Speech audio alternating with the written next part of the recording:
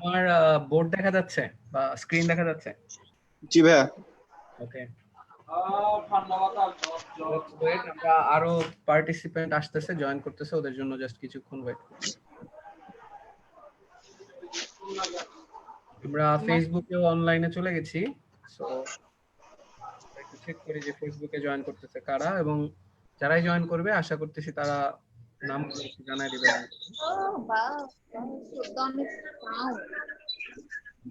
সবাইকে মিউট করে দিলাম, যদি কেউ কথা বলতে চাও আনমিউট করে কথা বলবা। হ্যাঁ,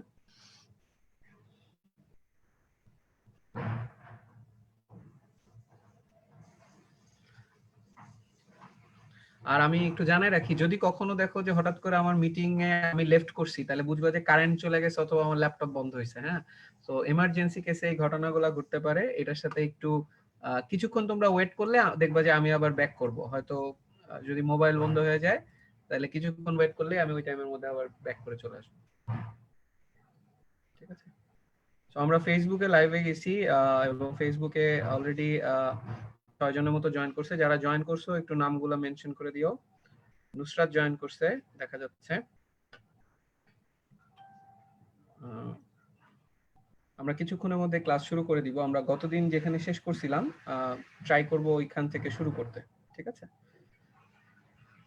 আমাদের যদি মনে থাকে আমরা গতদিন সম্ভবত প্রাবল্য বিভব দেখে ফেলছিলাম। আজকে আমরা দেখব হচ্ছে গোলকের ক্ষেত্রে প্রাবল্য ও বিভব। বাট তার আগে আমরা আরেকটা টপিক নিয়ে আমরা একটু কথাবার্তা বলবো, সেটা হচ্ছে তড়িৎ বলরেখা। তড়িৎ বলরেখা বা electric field lines. Electric field lines. তো এটাতে যাওয়ার আগে what we know so far, আমরা এখন পর্যন্ত কি দেখছি একটু সবাই মনে করি। আমরা দেখতেছি ফেসবুকে আরো অনেকে জয়েন করছে। যারা জয়েন করছে একটু নামগুলো মেনশন করে দিও। পাসওয়ার্ড কিন্তু আমি মেসেজ করে দিছি সবাইকে, পাসওয়ার্ডটা তাও আমি আমার কমেন্টে লিখে দিচ্ছি যারা ফেসবুকে জিজ্ঞেস করতেছো। পাসওয়ার্ড হচ্ছে সামি08। ওকে, তো আমরা একটু দেখে ফেলি যে গতদিন আমরা কি কি দেখছিলাম বা এই পর্যন্ত আমরা কি কি জানি এই চ্যাপ্টারে। বিন্দু ভরের জন্য আমরা দুইটা টপিক দেখছিলাম, বিন্দু ভরের জন্য, সরি বিন্দু চার্জের জন্য, পয়েন্ট চার্জ। বিন্দু চার্জের জন্য আমরা দুইটা টপিক দেখছিলাম, একটা হচ্ছে প্রাবল্য।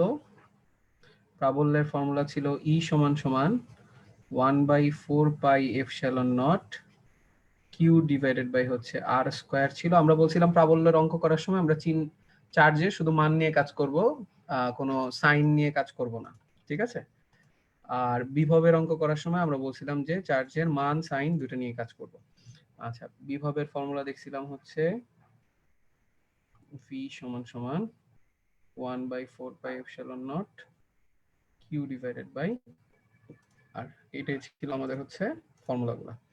আচ্ছা, এখন আমরা তড়িৎ বলরেখাতে যাব। তড়িৎ বলরেখার আগে আমরা একটু বলে ফেলবো যে তড়িৎ বলরেখার আসলে কাজ কি, কেন আমরা এটা পড়তে চাচ্ছি। ঠিক আছে, তো আমরা যদি খুব সিম্পলি বলি আসলে তড়িৎ বলরেখার কাজ হচ্ছে, তড়িৎ বলরেখা আসলে কি করে আমরা যদি একটু বলি, এটা হচ্ছে visualisation of electric field. Visualisation of electric field. Electric field.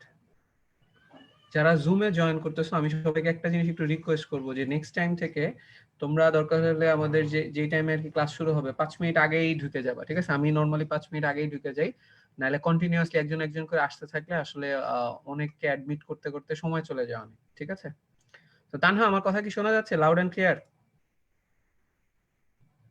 G sir, শোনা যাচ্ছে। ওকে, আমার স্ক্রিন দেখা যাচ্ছে। আজকে আমি অন্য একটা অ্যাপ সফটওয়্যার ইউজ করতেছি, এটাতে লেখা আর একটু বেটার হবে। ঠিক আছে, আমাদের স্ক্রিনের কিষান শুনতে পারতেছো? হ্যালো ভাই।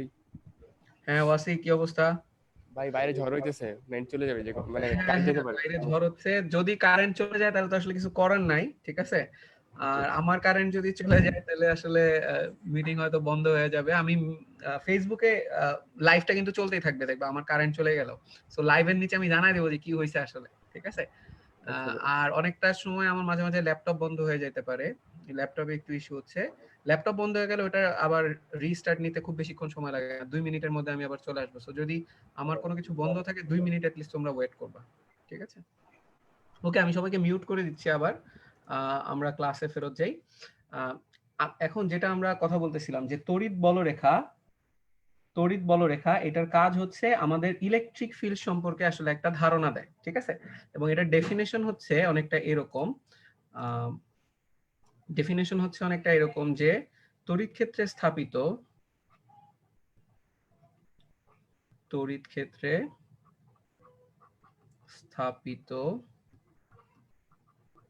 একক ধনাত্মক আধান, মানে +1 কুলম্ব চার্জকে যদি আমরা একটা ইলেকট্রিক ফিল্ডে রাখি, তড়িৎ ক্ষেত্রে স্থাপিত একক ধনাত্মক আধান যে দিকে বল অনুভব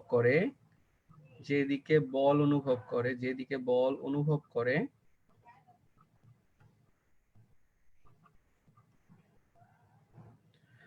সেই দিকটা দিয়েই বোঝা যাচ্ছে তড়িৎ বলরেখার দিক, ঠিক আছে? আমি যদি একটু এখানে দেখাই, ধরো বাইরে ভালো বাতাস হইতেছে, আমি এখান থেকে টের পাইতেছি। ধরো একটা পয়েন্ট চার্জ যদি দেখাই, এটা ছোট পয়েন্ট দেই। এই পয়েন্ট চার্জ, এটাকে যদি ধরি +q কুলম্ব আধান, ঠিক আছে? +q কুলম্ব আধান, এটা থেকে আমি যদি এরকম একটা ডিসটেন্স দূরে এই পয়েন্টে একটা +1 কুলম্ব আধান রাখি, তাহলে আমরা বলতে পারি এই +q কুলম্ব ওকে বিকর্ষণ করবে, ওকে রিপালস করবে। কোন ডিরেকশনে? এই ডিরেকশনে রিপালস করবে। তাহলে এই যে প্রাবল্যের যে দিক, মনে আছে? প্রাবল্যের দিকটাই হচ্ছে তড়িৎ বলরেখার দিক হয়। এখন এই সেম জিনিসটা আমি যদি আরো দূরে করতাম, আমি যদি এই পয়েন্টে করতাম, সেই ক্ষেত্রে আমাকে একটু বলো তো, যারা বিশেষ করে ইসে আছো, জুমে আছো, আমাকে একটু বলো তো, আমি যদি দুইটা পয়েন্ট দেই, আমি আনমিউট করে দিছি সবাইকে, আমি যদি দুইটা পয়েন্ট দেই, এ পয়েন্ট আর বি পয়েন্ট,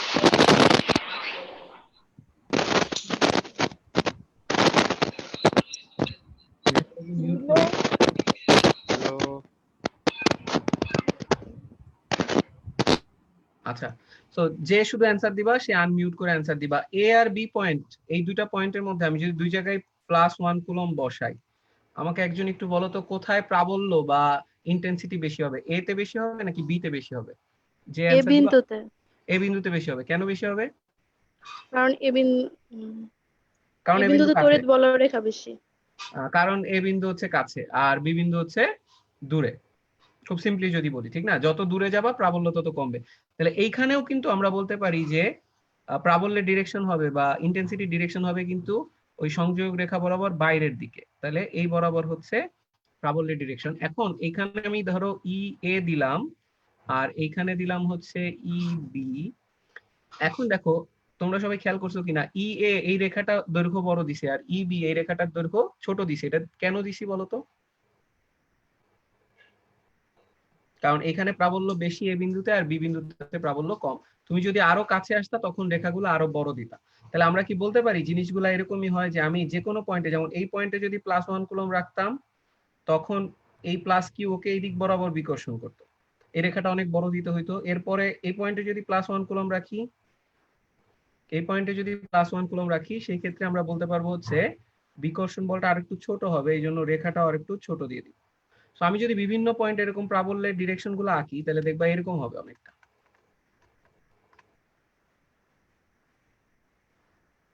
ঠিক আছে?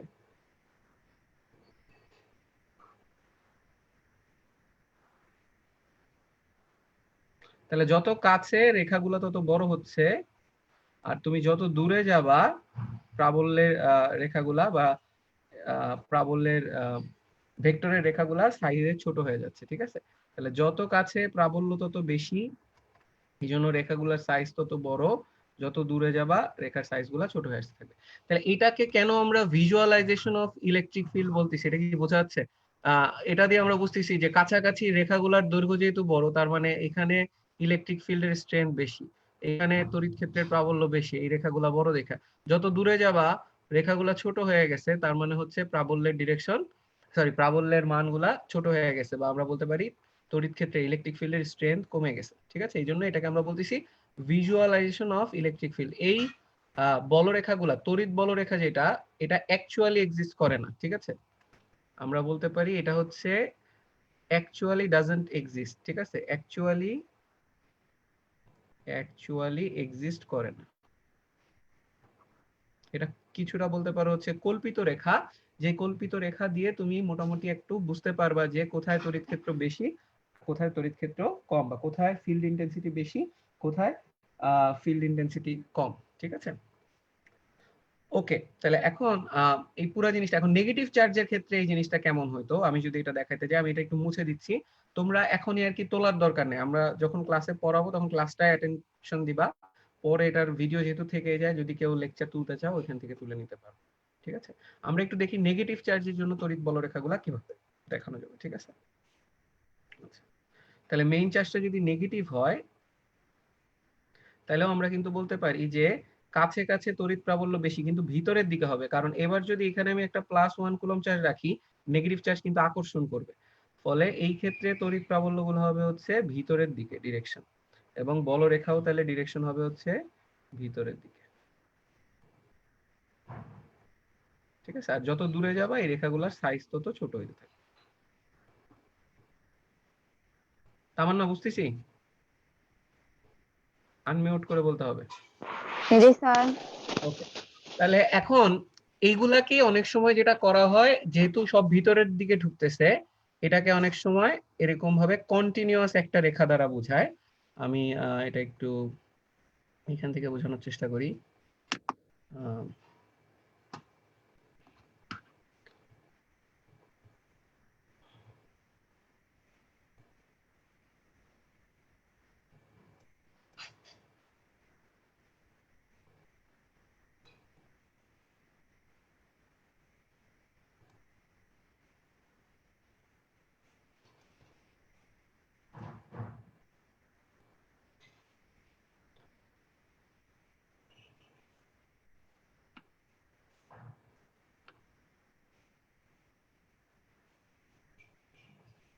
ঠিক আছে, এখন আমি যদি একটু এগুলাকে তীর চিহ্ন দিয়ে দেখাই, নেগেটিভ চার্জের ক্ষেত্রে বলরেখাগুলো হচ্ছে ভিতরের দিকে ঢুকতেছে। এখানে জাস্ট আরেকটা ভাবে আমরা এখানে বলবো, ওই ভিজুয়ালাইজেশনটাকে এইভাবে দেখাবো। এখানে এর আগের ছবি যেটা দেখছিলাম, আগের ছবিতে যেটা ছিল, আমরা যদি বলি আগের ছবিতে এরকম আলাদা আলাদা রেখা দেখাইছিলাম, এখানে একটা রেখা ছিল,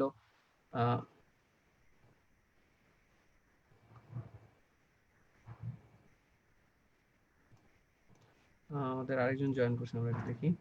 এখানে একটা রেখা ছিল, এখানে একটা রেখা ছিল, এখানে আরেকটা রেখা ছিল, এখানে হচ্ছে ওইগুলাকে মিলে একটা রেখা দিয়ে দিছি। বাট এখান থেকেও চাইলে আমরা আসলে তড়িৎ ক্ষেত্রের বা ইলেকট্রিক ফিল্ডের স্ট্রেংথ সম্পর্কে ধারণা পাবো। আমরা বলতে পারবো তড়িৎ প্রাবল্য তত বেশি হবে তখনই, তড়িৎ প্রাবল্য যদি বেড়ে থাকে, এটা কেমনে বুঝবো, বলরেখার ঘনত্ব যদি বাড়ে, বলরেখার ঘনত্ব যত বাড়বে, দেখো আমরা কি বলতে পারি কাছাকাছি বলরেখার ঘনত্ব হচ্ছে বেশি, কাছাকাছি বলরেখার ঘনত্ব বেশি দেখে আমরা বলতে পারি কাছাকাছি তড়িৎ প্রাবল্যটাও বেশি। আর যত দূরে যাবা, যেমন এই এই জায়গাগুলায় বলরেখার ঘনত্ব কম, এখানে বলতে পারি বলরেখার ঘনত্ব কম, বলরেখার ঘনত্ব বা ডেনসিটি, ইলেকট্রিক ফিল্ড লাইনসের ডেনসিটি এখানে কম, প্রাবল্য কম, ইলেকট্রিক ফিল্ডের স্ট্রেংথ হচ্ছে কম। আর এই এই পজিশনটায় হচ্ছে বলরেখার ঘনত্ব বেশি, তড়িৎ প্রাবল্য বেশি। তার মানে আমরা বলতে পারি তড়িৎ প্রাবল্য হচ্ছে, তড়িৎ প্রাবল্য প্রপোর্শনাল টু হচ্ছে বলরেখার ঘনত্ব, বলরেখার ঘনত্ব, বা ইলেকট্রিক ফিল্ড ইন্টেন্সিটি আমরা বলতে পারি electric field intensity proportional to হচ্ছে density of electric field lines, electric field lines, field lines।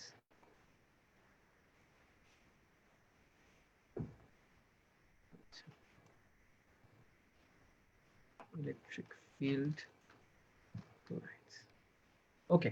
So যদি এটুকু আমরা বুঝে থাকি, তাহলে আমরা বুঝতেছি যত কাছাকাছি যাব এই জায়গাগুলোতে বলরেখার ঘনত্ব বেশি, এই জন্য ইলেকট্রিক ফিল্ডের ইন্টেন্সিটি বেশি, যত দূরে যাবা তত বলরেখার ঘনত্ব কমে আসতে থাকবে, ইন্টেন্সিটি কমে আসতে থাকবে। আচ্ছা, নুসরাত একটা কোশ্চেন করছে যে স্যার কন্টিনিউয়াস লাইন্স কি শুধু নেগেটিভের টাইমে না, অবশ্যই না। পজিটিভ চার্জের ক্ষেত্রেও কিন্তু কন্টিনিউয়াস লাইন্স আমরা দিতে পারবো, ঠিক আছে। আমরা এই যেমন আমি যদি এখানে একটা পজিটিভ চার্জ দেই, তাহলে কিন্তু আমরা এরকম কন্টিনিউয়াস লাইন্স দিতে পারবো। এভাবে করে আউটওয়ার্ড ডিরেকশনে হচ্ছে তোমার পজিটিভ চার্জগুলো থাকবে, তোমার ইলেকট্রিক ফিল্ড লাইন্সগুলো থাকবে, ঠিক আছে। আচ্ছা, তাহলে আমরা বলতে পারি for positive charge electric field লাইন্সের ডিরেকশন হয় আউটওয়ার্ড, আর নেগেটিভ চার্জের জন্য হয় ইনওয়ার্ড ডিরেকশনে, ঠিক আছে, electric field lines. Okay, so চলো তাহলে আমরা এটা একটু মুছে ফেলি। আমরা দেখবো যে এখানে তো এতক্ষণ পর্যন্ত আমরা যা দেখাইছি একটা পজিটিভ আছে অথবা একটা নেগেটিভ আছে। হোয়াট অ্যাবাউট যে একাধিক পজিটিভ নেগেটিভ চার্জ যদি থাকে, সেই ক্ষেত্রে আমরা কিভাবে এটা সলভ করতে পারি, ঠিক আছে। সো চলো আমরা দেখি। যদি এখানেও একটা পজিটিভ থাকে, এইখানেও একটা পজিটিভ থাকে, তখন ইলেকট্রিক ফিল্ড লাইন্স গুলো যেটা হবে, তুমি চিন্তা করো নরমালি +1 কুলম যদি আমরা এখানে রাখতাম, তাহলে বলতে পারি এটা ওকে এদিক বরাবর ফোর্স দিবে, আর এই পজিটিভ চার্জটা ওকে হচ্ছে এরকম একটা ডিরেকশনে ফোর্স দিবে। সো ওর লব্ধিটা হবে হয়তো এই বরাবর, ঠিক আছে। এবং তুমি যদি এখানে অ্যাকচুয়ালি ইলেকট্রিক ফিল্ড লাইন্স গুলো দেখাইতে চাও, তাহলে যেভাবে দেখাইতে হবে সেটা হবে অনেকটা এরকম। আমরা এখানে দেখাই, এটা অনেকটা এরকম পজিটিভ চার্জ থেকে বের হচ্ছে কিন্তু এই জায়গাটা এসে এরকম টার্ন নেবে।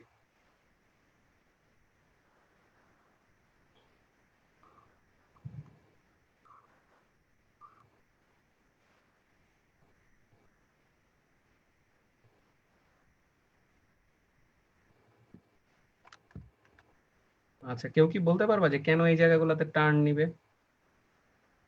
বিকর্ষণের জন্য। হ্যাঁ, কারণ এগুলা কিন্তু সব লব্ধি, +1 কুলম চার্জের উপর যে লব্ধি বল, ঠিক না। তো এখানে যেহেতু দুইটা পজিটিভ চার্জ আছে, +1 কুলম চার্জ গুলাকে কিন্তু এরকম যখন মাঝখানে তুমি রাখবা, নরমালি চিন্তা করো এই পয়েন্টে যদি +1 কুলম রাখতা, তাহলে আমরা একটু অন্য কালি ইউজ করি যাতে আমাদের বুঝতে সুবিধা হয়।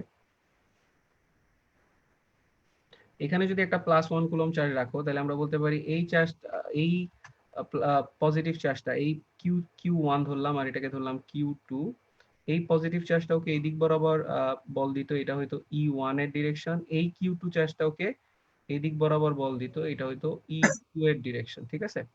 যেহেতু বিকর্ষণ করতো, ফলে ওর লব্ধি হইতো এই দিক বরাবর, E নেট। তাহলে লব্ধির যে ডিরেকশন ওই বরাবরই হচ্ছে অ্যাকচুয়ালি তোমার তড়িৎ বলরেখাগুলার ডিরেকশন হবে, ঠিক আছে। অর্থাৎ এরকম ভাবে এরকম ডিরেকশনে চলে যাবে।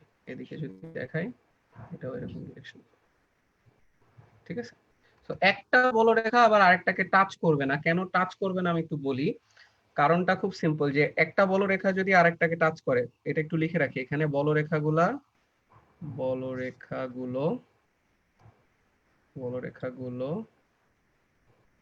একটি আরেকটিকে ছেদ করে না, একটি আরেকটিকে ছেদ করে না।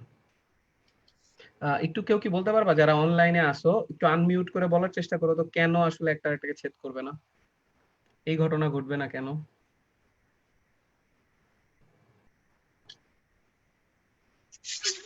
ভাই বিকর্ষণ বল হবে না? না, এই যে এই পয়েন্টে ছেদ যে করছে, এটা কেন হবে না বলো তো? বিকর্ষণের জন্য। না না না, ভাইয়া দুইটা বিপরীত দিক থেকে আসতেছে, তাই একটা আরেকটাকে বাতিল করে দিবে। না, এটাও ঠিক এক্সাক্ট অ্যান্সার না। আসলে আমি যদি আসলে বলি এটার অ্যান্সারটা কি, এই যে ইভেন এখানে যে একটা বাঁকানো লাইন আঁকছি, আমি যদি আরেকটা কালার ইউজ করি, আমি যে এই পয়েন্টে এই যে বাঁকানো যে লাইনটা আঁকছি, এখানে আমি বলতে পারি অনেকগুলো পয়েন্ট আছে, এটা একটা পয়েন্ট, এটা একটা পয়েন্ট, এটা একটা পয়েন্ট। এই বাঁকানো লাইন দিয়ে আসলে কি, বাঁকানো লাইনটা আমি বলতে পারি কন্টিনিউয়াস যে ইলেকট্রিক ফিল্ড, ওই ইলেকট্রিক ফিল্ডের ডিরেকশন গুলো আসলে এইভাবে চেঞ্জ হয়েছে। তুমি যেটা করছো, ওদের যে কমন স্পর্শক আছে, ওই কমন স্পর্শকটাকে দেখাইছে হচ্ছে তড়িৎ বলরেখার ডিরেকশন, ঠিক আছে। ফলে এই পয়েন্টে আসলে ইলেকট্রিক ফিল্ডের ডিরেকশন এইদিকে, এই পয়েন্টে আসলে এই বিন্দুতে স্পর্শক বরাবর।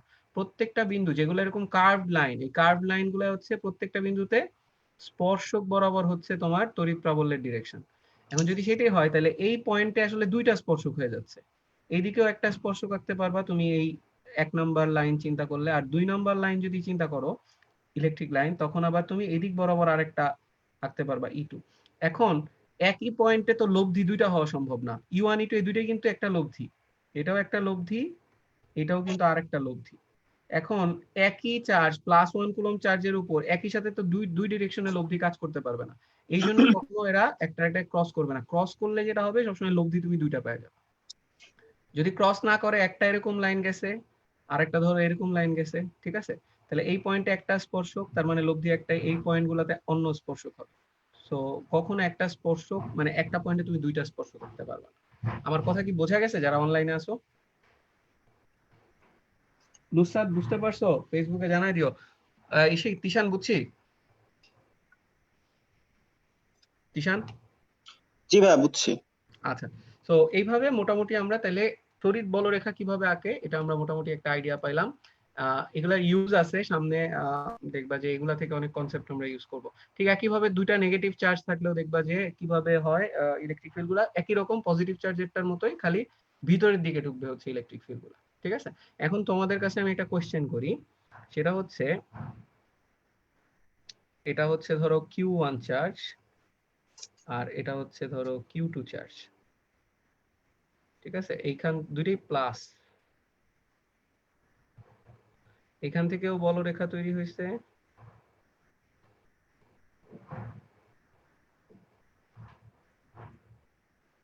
এখান থেকেও বলরেখা তৈরি হয়েছে। অনেক ঝড় হইতেছে মনে হচ্ছে বাইরে।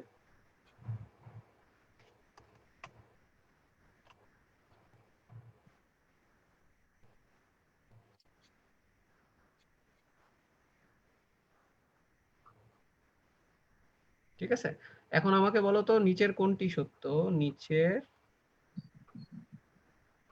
কোনটি সত্য, which one is correct? ঠিক আছে, এক নাম্বার হচ্ছে Q1 আর Q2 সমান, দুই নাম্বার হচ্ছে Q1 greater than Q2, আর তিন নাম্বার হচ্ছে Q1 less than Q2। তো আমাকে একটু তোমরা যারা আছো ফেসবুক অথবা অনলাইনে তারা একটু বলো যে কোনটা অ্যানসার হবে। তিন নাম্বারটা তিন নাম্বার আনসার, তিন নাম্বারটা অ্যানসার হবে। Q1 less than Q2। হ্যাঁ, সাদিয়া শশী বোধহয় বলছে প্রথমে। তো কেন বলো তো Q1 ছোট, Q2 কেন বলো? Q2 তে হচ্ছে বলরেখা ঘনত্ব বেশি, তাই প্রাবল্য বেশি হবে।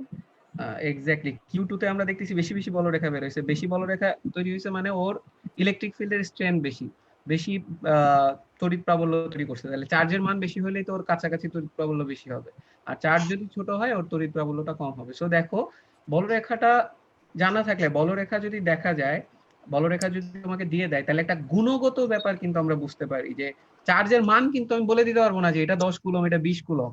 আমরা কিন্তু কোয়ান্টিটি বলতে পারবো না, বাট কোয়ালিটেটিভ কিন্তু একটা অ্যানালাইসিস বলতে পারি যে কোন চার্জটার মান বেশি। আমরা কোয়ান্টিটেটিভ অ্যানালাইসিস করতে পারবো না, কিন্তু কোয়ালিটেটিভ একটা অ্যাসেসমেন্ট কিন্তু করতে পারবো। ঠিক আছে, যার বলরেখা বেশি তার আশেপাশে তড়িৎ প্রাবল্য বেশি, যার বলরেখা কম তার আশেপাশে তড়িৎ প্রাবল্য কম। ঠিক আছে, সো একটা কোয়ালিটেটিভ অ্যানালাইসিস আমরা করতে পারতেছি, যেটা আমরা পরবর্তী আমাদের যে টপিক আছে ওখানে কাজে লাগাবো। ঠিক আছে, ওকে, তাহলে চলো আমরা পরের টপিকে চলে যাই, যেখানে আমরা এটা ইউজ করব। সেটা হচ্ছে গোলকের ক্ষেত্রে প্রাবল্য ও বিভব। আমরা একটু ব্ল্যাক কালারের কালি ইউজ করি।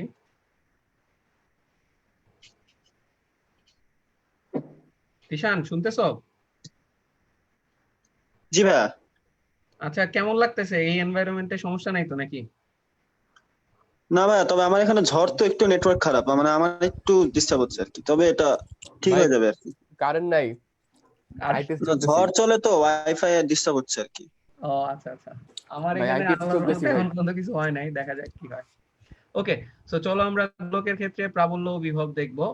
সো ধরো এখানে একটা কথা বলে রাখি, গোলক দুই ধরনের গোলক হয়। আমরা আজকে আরেকটা ক্লাস নিয়েছিলাম মহাকর্ষীয় প্রাবল্য এবং বিভব, এবং দুইটা টপিকে একদম হুবহু মানে অনেকটা একই রকম, কিছু কিছু পার্থক্য আছে। ঠিক আছে, সেটা তোমরা একটু যখন দুইটা ক্লাস করবা ওই ক্লাসটাও যদি একটু দেখে আসো, এই ক্লাসটাও যদি করো, তাহলে মহাকর্ষ আর হচ্ছে মানে গ্র্যাভিটেশন আর স্থির তড়িৎ স্ট্যাটিক ইলেকট্রিসিটি এর মধ্যে ডিফারেন্সটা বুঝতে পারবা, যে দুইটার প্রাবল্যে কি ডিফারেন্স হয়, বিভবে কি ডিফারেন্স হয়।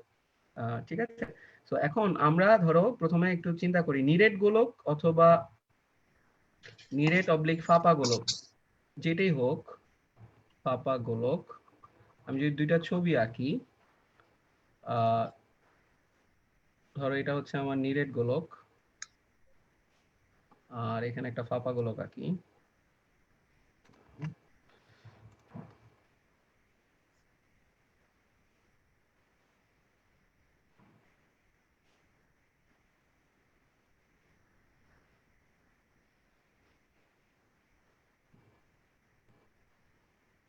ওকে, সো আমরা দুইটা গোলক আঁকলাম। এখন আমি, এটা হচ্ছে নিরেট আর এটা হচ্ছে ফাঁপা, শুধু এই অংশটুকে মেটাল আছে আর বাকি ভিতরের অংশটুকু ফাঁপা রয়েছে। তো এইখানেও আমি ধরো প্লাস কিউ কুলম আধান দিলাম, এইখানেও আমি ধরো প্লাস কিউ কুলম আধান দিলাম। বা এখানেও আমরা ধরো ইলেকট্রনের কথাই যদি চিন্তা করি তাহলে তো পজিটিভ হবে না, এটা নেগেটিভ যদি দেই, ঠিক আছে, আমরা যদি একটু নেগেটিভ দেই জিনিসটাকে, এখানেও মাইনাস কিউ কুলম, এখানেও মাইনাস কিউ কুলম, তার মানে ইলেকট্রন দিছি কিছু, ঠিক না? তো ইলেকট্রন দিলে পরে আমাকে একটু বলো তো এই ফাঁপা গোলকের মধ্যে ইলেকট্রন গুলা কি এরকম এরকম পজিশনে থাকবে? এটা ইলেকট্রন, এটা ইলেকট্রন, এরকম থাকবে এই জায়গাটায়, বা এটাকে আমরা এইভাবে দেখাইতে পারি, এই জায়গায় এই জায়গায় এই জায়গায় এই জায়গায় ইলেকট্রন থাকবে, ঠিক আছে? ভিতরে থাকবে না, কারণ ভিতরে কোনো মেটাল নেই। এইখানে কি হবে আমাকে একটু বলো তো, বাম সাইডের যেটা নিরেট গোলক, নিরেট আর এটা হচ্ছে ফাঁপা, সো বাম সাইডেরটাই কি পৃষ্ঠ জুড়ে থাকবে নাকি ভিতরেও থাকবে? ভেতরে থাকবে। ভেতরে থাকবে। আচ্ছা, অ্যানসার হচ্ছে না, ভেতরে থাকবে না। এই জন্যই যে ইলেকট্রন এখানে যখন তুমি দিবা ভিতরে, এরা তো দূরে দূরে থাকার চেষ্টা করবে, ঠিক না? কারণ ইলেকট্রন হচ্ছে সমধর্মী চার্জ, এরা বিকর্ষণ করে করে সবসময়, রিপালস করে করে সবসময় দূরে দূরে যাওয়ার চেষ্টা করবে, এবং সবচেয়ে দূরে তখন ইলেকট্রনগুলো থাকতে পারবে যদি এরা পৃষ্ঠে চলে যায়, ঠিক আছে? তাহলে এই ইলেকট্রনটা এদিকে চলে যাবে, এই ইলেকট্রনটা এদিকে চলে যাবে। তো তুমি যেখানে আলটিমেটলি রাখো, ইলেকট্রনগুলা বিকর্ষণ করে করে সবচেয়ে দূরে যাওয়ার চেষ্টা করবে, এবং সবচেয়ে দূরে সেখানেই থাকতে পারবে যদি এরা সারফেসে বা পৃষ্ঠে থাকে। ফলে আমরা যদি আঁকি, আসলে এখানেও ইলেকট্রনগুলা দেখা যাবে এই সারফেস জুড়েই আছে, ইলেকট্রনগুলা শুধুমাত্র সারফেস জুড়ে থাকে, ভিতরে কোনো ইলেকট্রন থাকবে না, কারণ ভিতরে থাকলে ওগুলা বিকর্ষণের ফলে কোথায় চলে যাওয়ার কথা? সারফেসে চলে যাওয়ার কথা। তাহলে আমরা এটা বলতে পারি, চার্জ যেখানেই দেওয়া হোক, চার্জ যেখানেই রাখা হোক, যেখানেই দেয়া হোক, বিকর্ষণ করে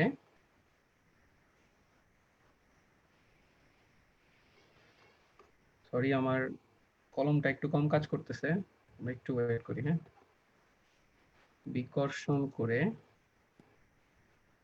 বিকর্ষণ করে পৃষ্ঠে চলে যাবে,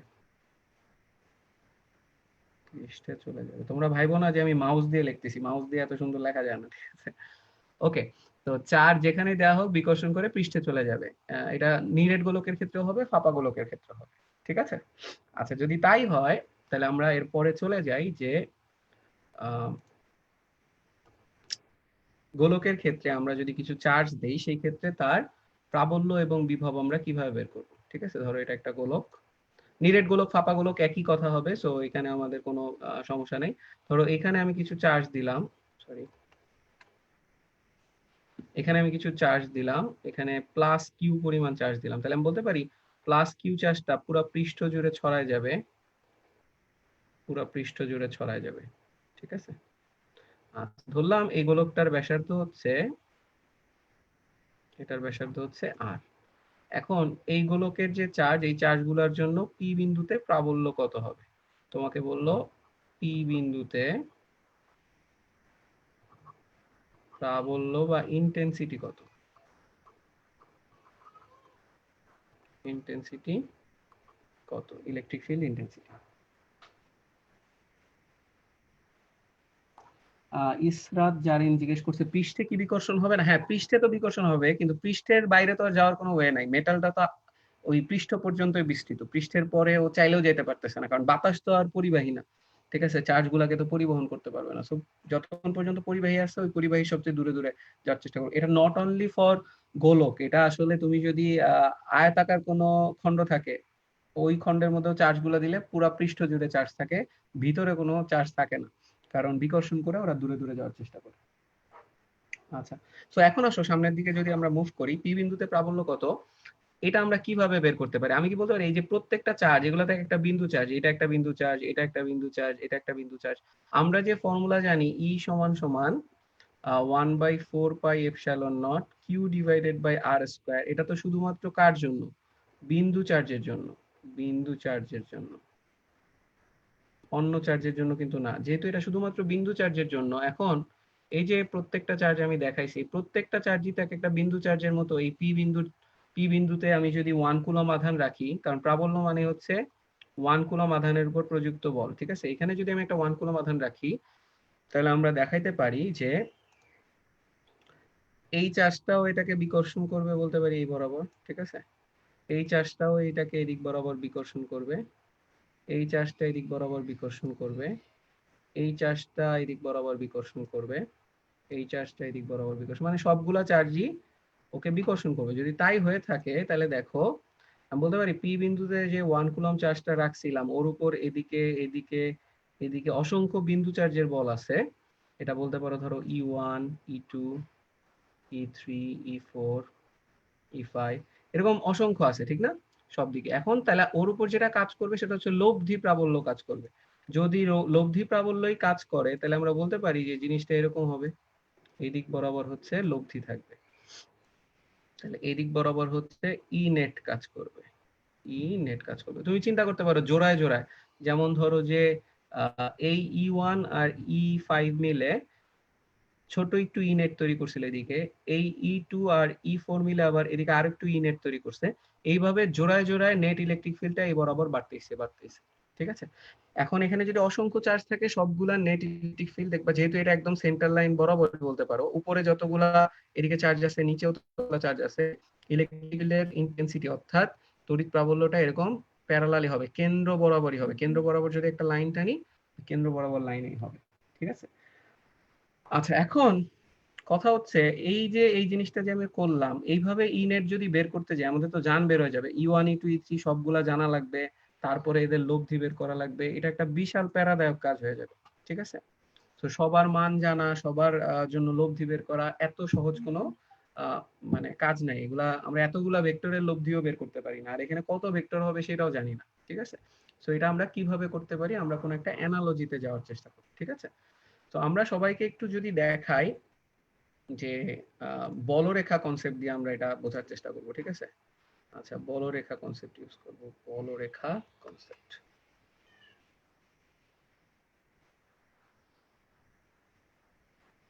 আচ্ছা, তোমরা জুমে যারা আসো শুনতেছো আমার কথা? জি স্যার।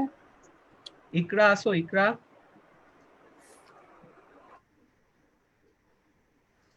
অনেকেই মনে হয় ডিসকানেক্ট হয়ে যাচ্ছে মাঝে মাঝে। শশী আছো? ভাই আসি ভাই, এই যে ভাই আমি জি আছি। স্যার। আচ্ছা, নোভা আছো? নোভা আনমিউট করে কথা বলতে হবে, নোভা। ভাই কারেন্ট আসছে। জি স্যার। আচ্ছা, ওকে। এবার আসো বলরেখা কনসেপ্ট দিয়ে আমরা এটা আসলে কিভাবে করতে পারি আমরা যদি এটা দেখি।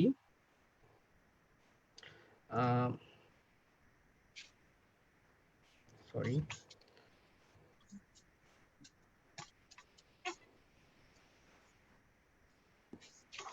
আচ্ছা, ধরো এটা একটা গোলক, এই গোলকের সেন্টার হচ্ছে এটা, ঠিক আছে? আমি এখানে যদি কিছু পজিটিভ চার্জ দেই তাহলে আমরা জানি যে এটা পৃষ্ঠ জুড়ে থাকে।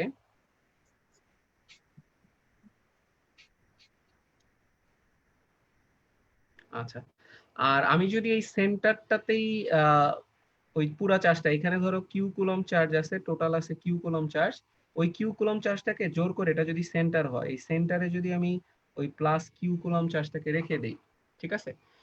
তাইলে এই দুই ক্ষেত্রে ধরো এই প্রথম ছবিতে লেফটের যে ছবিটা আছে এটা হচ্ছে পৃষ্ঠে আছে, পৃষ্ঠে চার্জ বা সারফেসে চার্জ গুলো আছে, চার্জ এট সারফেস আমরা লিখে দিই, চার্জ এট সারফেস।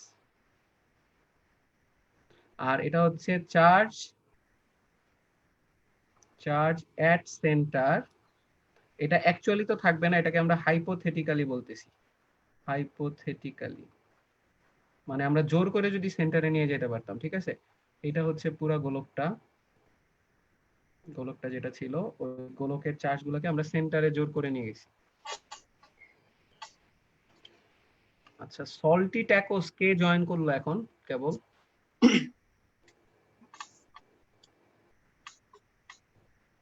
ভাই কথা ভেঙে ভেঙে আসছে, কোশ্চেনটা আরেকবার বলবেন? আচ্ছা, আমি আবার বলতেছি, এখানে কিউ কুলম্ব চার্জটা হচ্ছে পৃষ্ঠ জুড়ে ছিল। এখানে লেফট সাইডের যে ছবিটায় আমরা জানি গোলকের ভিতরে চার্জ দিলে ওটা শুধুমাত্র পৃষ্ঠ জুড়ে থাকে, ঠিক আছে? এবার আসলে গোলকের চার্জটাকে যদি আমরা জোর করে সেন্টারে চিন্তা করি, পুরা চার্জটা হচ্ছে সেন্টারে রয়েছে, তাহলে আমরা এখানে সেন্টারে এরকম একটা পজিটিভ চার্জ দিয়ে দিতে পারি, ঠিক আছে? পুরা চার্জটাই যদি সেন্টারে থাকে, স্যার আমরা এখন সেন্টারে সব চার্জ কিভাবে থাকবে? এগুলো বিকর্ষণ করবে না একটা না, একটা? ওইটা কিন্তু হাইপোথেটিক্যালি লিখছি, দেখো এটা কিন্তু অ্যাকচুয়ালি থাকবে না। আমি জোর করে যদি চিন্তা করি, হাইপোথেটিক্যালি, ঠিক আছে, কল্পনা যদি করি যে জোর করে যদি আমি কেন্দ্রে নিয়ে যেতাম, তাহলে আমরা দেখবো যে এই দুই ক্ষেত্রে বলরেখা কি কিরকম তৈরি হইতো, ঠিক আছে? তো আমরা একটু বলরেখাগুলো যদি আঁকার চেষ্টা করি, এটা একটা নরমাল একটা চার্জ, বিন্দু চার্জ বলা যায়। বিন্দু চার্জের জন্য বলরেখা যেভাবে তৈরি হবে আমরা এইভাবে দেখাইতে পারি। আমরা এইভাবে দেখাই, এখান থেকে বলরেখা বলতে পারি এরকম বাইরে যাবে, এদিকেও বাইরে যাবে, এদিকেও বাইরে যাবে, এদিকেও বাইরে যাবে, এদিকেও বাইরে যাবে, এদিকেও বাইরে যাবে, ঠিক আছে? আমি তীর চিহ্ন দিয়ে দেখাই, এদিকে এইদিকে বলরেখাগুলো বের হয়ে যাচ্ছে।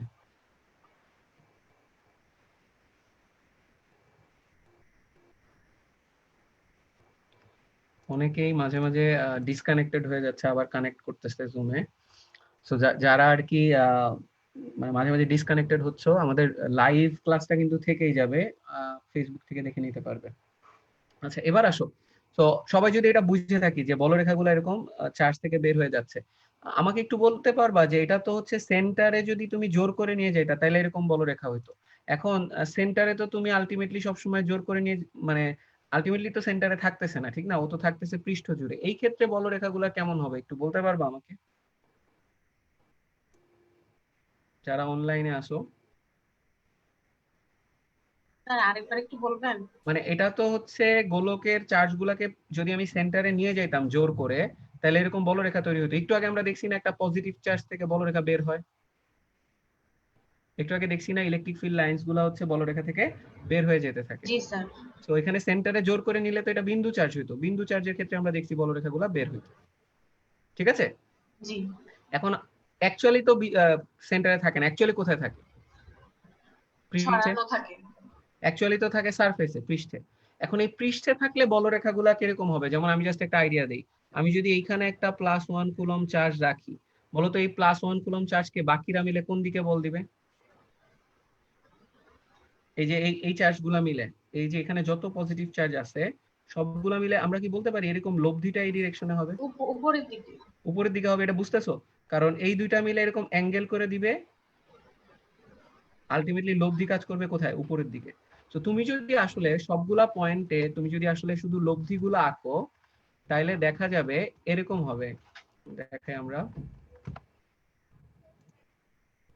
এইখান থেকে এদিক বরাবর, এখান থেকে এদিক বরাবর, এখান থেকে এদিক বরাবর, এখান থেকে এদিক বরাবর,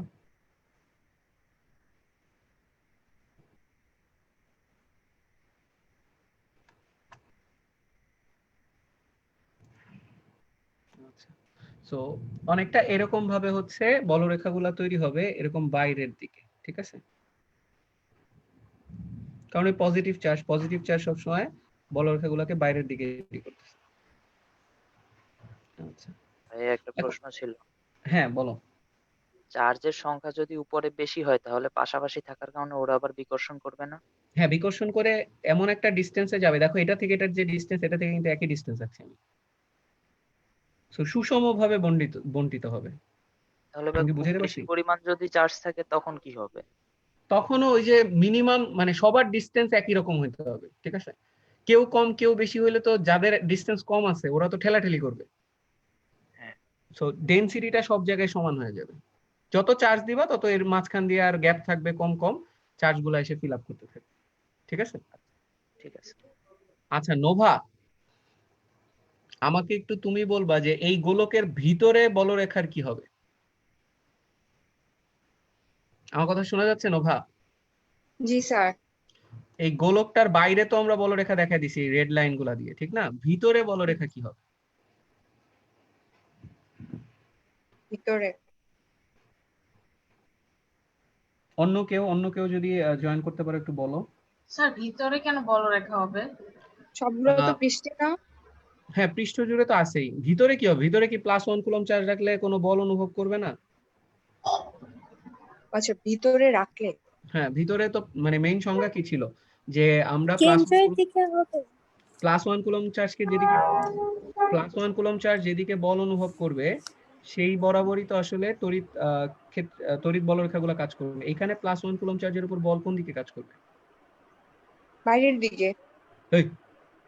এই এই প্লাস চার্জটা ওকে এদিক বরাবর বিকর্ষণ করবে, এই প্লাস চার্জটা ওকে এদিক বরাবর বিকর্ষণ করবে, ঠিক না? আবার এই পজিটিভ চার্জগুলো ওকে উপরের দিকে বিকর্ষণ করবে। তাহলে আলটিমেটলি ওর উপর জিরো হবে স্যার। এক্স্যাক্টলি ওর উপর যেটা হবে নেট বল শূন্য হয়ে যাবে। মনে আছে আমরা মহাকর্ষ চ্যাপ্টারে ওই জিনিসগুলো কিন্তু দেখছিলাম। গোলকের অভ্যন্তরে হ্যাঁ, সব জায়গায় গোলকের বিকর্ষণ। অভ্যন্তরে সব জায়গায় কিন্তু ওই যে ফাঁপা গোলকের অভ্যন্তরে সব জায়গায় কিন্তু নেট বল শূন্য হয়ে যায়। তাহলে এইখানে নেট বল হয়ে যাবে হচ্ছে 0। জিরো। ওই যে কাছে কাছে চার্জ আছে, কিছু কিছু আছে দূরে দূরে চার্জ, ওর উপর নেট বল যেহেতু শূন্য হবে, ইভেন এখানে যদি আমি +1 কুলম্ব রাখি এটার উপরও নেট বল হয়ে যাবে কত বলো তো? 0। তাহলে ভিতরে আমি যে কোনো জায়গায় +1 কুলম্ব চার্জ রাখি, যেহেতু কোনো নেট বল থাকবে না, আমি কি বলতে পারি যে ভিতরে কোনো বলরেখাও থাকবে না? কারণ বলরেখার ডেফিনিশনই তো +1 কুলম্ব চার্জ যেদিকে বল অনুভব করে। এখানে তো +1 কুলম্ব চার্জ কোনো দিকেই বল অনুভব করতেছে না, তাহলে ভিতরে কোনো বলরেখা থাকবেও না। তানহা বুঝছি? তানহা? হ্যাঁ স্যার, বুঝছি। এখানে কেটে কেটে যাচ্ছে কথা, নেটওয়ার্কের প্রবলেম করতেছে। আচ্ছা, নেটওয়ার্ক আসলে এটা মনে হয় সবারই হচ্ছে, কিছু করার স্যার নেই। ওই যে ঝড় তো অনেক বাইরে। হ্যাঁ হ্যাঁ হ্যাঁ, এমন দিনই ঝড় শুরু হয়েছে, কিছু করার নেই। আচ্ছা, তাহলে আমরা বুঝতে পারতেছি যে ভিতরে যে কোনো বিন্দুতে আসলে নেট বল থাকে না। এই কথাটা আমরা একটু বাম সাইডে লিখে রাখতেছি। গোলকের ভিতরে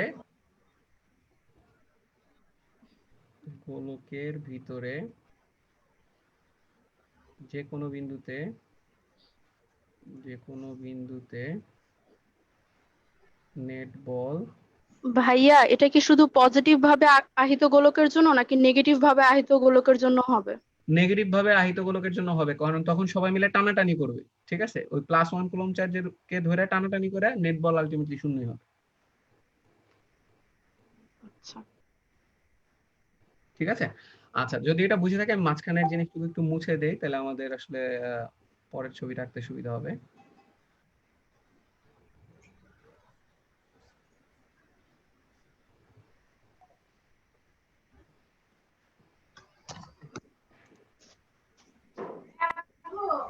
আচ্ছা, এখন সবাইকে একটু মিউট করে দিচ্ছি, কারণ হচ্ছে সাউন্ড আসতেছে।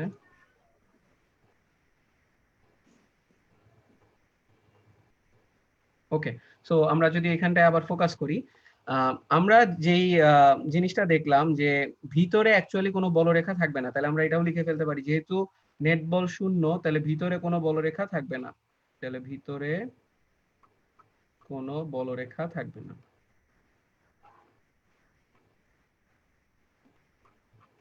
আচ্ছা, তাহলে গোলকের ভিতরে একটা গোলকের চার্জ যদি দেই আমরা, গোলকের ভিতরে কোনো বলরেখা থাকবে না। এখন বলরেখা থাকতেছে না, ঠিক আছে, কিন্তু আমি যদি সবগুলা বাইরের যে বলরেখা এগুলাকে ডটেড লাইন দিয়ে মিলাই, তাহলে বলতে পারি যে দেখলে মনে হবে বাইরে থেকে দেখলে মনে হবে যে এরা সবাই আসতেছে হচ্ছে গোলকের সেন্টার থেকে।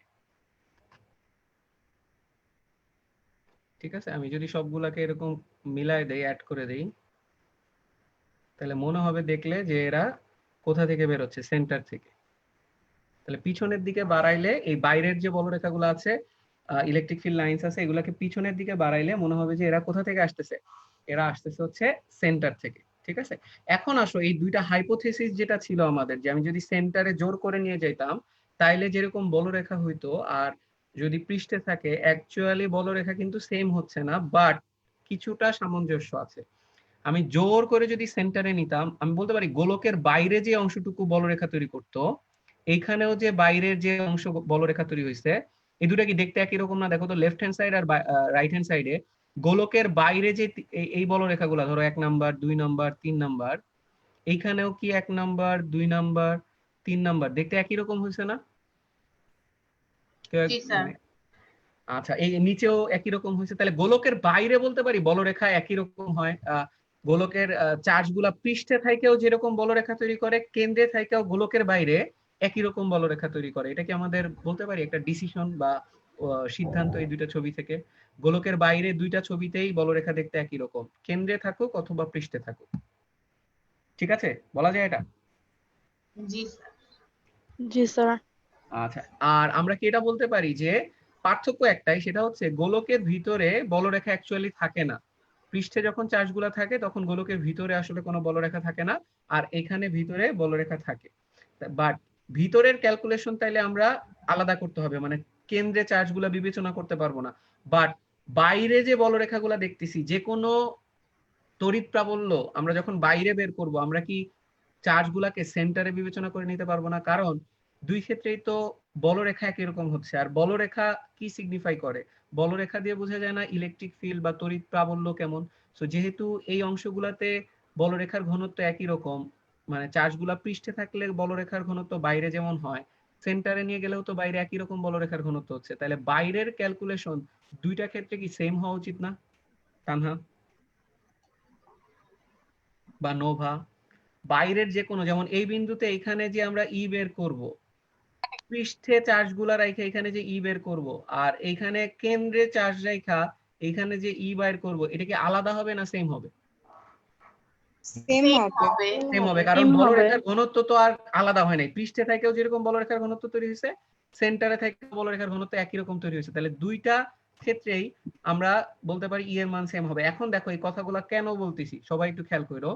আমরা যে প্রবলেমটা নিয়ে স্টার্ট করছিলাম, যখন পৃষ্ঠ জুড়ে চার্জগুলো ছিল, এই যে উপরের ছবিতে দেখতে পারতেছো, উপরের ছবিতে যখন পৃষ্ঠ জুড়ে চার্জগুলো ছিল, তখন ই এর মান যখন বের করতে গেছি, প্রবলেম ফেস করছে। আমাদের যে ফর্মুলাটা আছে, এই ফর্মুলাটা শুধুমাত্র কিসের জন্য? বিন্দু চার্জের জন্য। বাট এখানে তো আমাদের ছড়ানো ছিটানো চার্জ রয়েছে।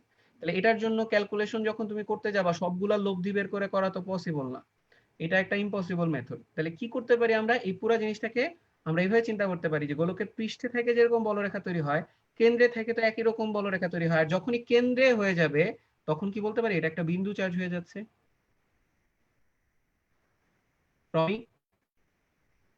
পৃষ্ঠ জি থেকে স্যার। যখন কেন্দ্রে নিয়ে যাব, তখনই এটা বিন্দু চার্জ হয়ে যাবে। আর বিন্দু চার্জের ফর্মুলা কিন্তু তখন এখন আমরা অ্যাপ্লাই করতে রেডিয়াসটা পারবো। নিলেই হবে শুধু। রেডিয়াসটা না, তখন আমরা ওই যে যে দূরত্বটা আর কি, গোলকের বাইরের দূরত্বটা, ঠিক আছে, ওই দূরত্বটা নিতে হবে। ঠিক আছে, এরপরে পেজে এটা আমরা ক্লিয়ার করে দিব আরো। তাহলে আমরা একটা জিনিস একটু বলতে পারি যে গোলকের বাইরের যে কোনো ক্যালকুলেশনে আমরা চার্জগুলোকে কেন্দ্রে বিবেচনা করে নিব, এবং কেন্দ্রে বিন্দু চার্জের জন্য যেভাবে প্রাবল্য বের করি ওইভাবে প্রাবল্য বের করে ফেলব। আমার কথা কি বোঝা গেছে? জি একটু স্যার। কমেন্টে তোমরা জানাও, যারা ফেসবুকে আছো তারা একটু জানাও। আর যারা অনলাইনে আছো, তোমরা কি বুঝতে পারতেছো যে গোলকের জি, বাইরের স্যার। যে কোনো ক্যালকুলেশন, এটা পৃষ্ঠে চার্জ না ধরে চাইলে কেন্দ্রে চার্জ ধরে করতে পারি আমরা। আর কেন্দ্রে চার্জ ধরলে তখন বিন্দু চার্জ জি, হয়ে যাবে, স্যার। আমরা বিন্দু চার্জের ফর্মুলা ইউজ করতে পারবো। ভাই ঠিক আছে, অবস্থা খুব ক্লিয়ার? খারাপ, ভাঙতে যাচ্ছে কথাবার্তা গুলো। আচ্ছা, পরে ফেসবুক থেকে দেখে নিও। ওকে, এখন আসো যে আমরা যদি একটু বলি, আম, এটা কাকে কোয়েশ্চেন করব দেখি, আমাদের অনলাইনে কারা আছে। মুনতাহিনা বিনতে কামাল আসো?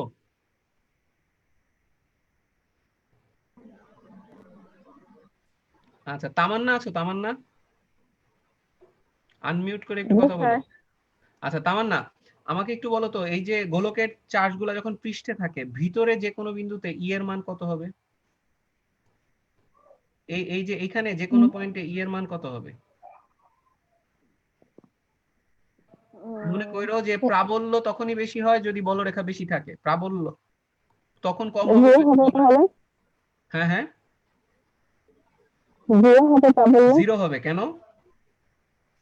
কারণ বলরেখা এটা শূন্য। কারণ ভিতরে কোনো বলরেখা নাই, যেহেতু ভিতরে কোনো হ্যাঁ, বলরেখা নাই, হ্যাঁ। তাহলে প্রাবল্য জিরো হবে। ক্লিয়ার?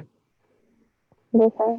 আচ্ছা, তাহলে গোলকের ভিতরে যে কোনো বিন্দুতে নেট বল যেহেতু শূন্য, আমরা বলতে পারি যে প্রাবল্য সেই ক্ষেত্রে কি হবে বলতো? জিরো হবে। তাহলে গোলকের ভিতরে ক্যালকুলেশন ইজি, আর বাইরের ক্যালকুলেশন যখন আমরা করব তখন ধরে নিব যে চার্জটা কেন্দ্রে রয়েছে। কেন্দ্রে চার্জ ধরে, কারণ বাইরের ক্যালকুলেশন সেম থাকবে, কারণ বলরেখার ডেনসিটি একই রকম তৈরি হয় বাইরে। পুরো জিনিসটা তাহলে আমরা বুঝতে পারছি কিনা, কেন আমরা তড়িৎ বলরেখা পড়লাম, ওইখান থেকে শুরু করে কেন এটা বলরেখা দিয়ে বোঝার চেষ্টা করতেছি, কারণ আলটিমেটলি বিন্দু চার্জ ছাড়া আমাদের এখন পর্যন্ত ফর্মুলা নাই। আর ওই বিন্দু চার্জ অ্যাপ্লাই করতে গেলে তো এটা পৃষ্ঠে থাকলে ধরলে হবে না, বিন্দু হিসেবে কেন্দ্রে নিয়ে যেতে হবে। তো কেন্দ্রে নিয়ে গেলাম, তাহলে বাইরের ক্যালকুলেশন গুলা তখন আমরা করতে পারবো, যেটা আমরা পরের পেজে দেখাইতে যাচ্ছি, ঠিক আছে? আচ্ছা, আমাদের ফেসবুকে কিছু আসছে কমেন্ট, যে মাম একটা কোশ্চেন করছে, সেন্টারে নিলে কোনো বিন্দু চার্জ হবে? হ্যাঁ, সেন্টারে নিলে ওটা, আচ্ছা সেন্টারে যদি নিয়ে যাও তাহলে গোলকের সেন্টার তো একটা বিন্দুই, তখন চার্জগুলো তো একটা বিন্দু চার্জে কনভার্ট হবে। আচ্ছা, ঠিক আছে, চলো তাহলে আমরা সামনের দিকে মুভ করি।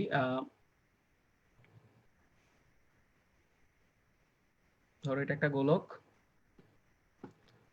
এটা হচ্ছে সেন্টার, এখানে হচ্ছে কিউ চার্জ আছে। আচ্ছা, আমরা একটা রেখা আঁকি।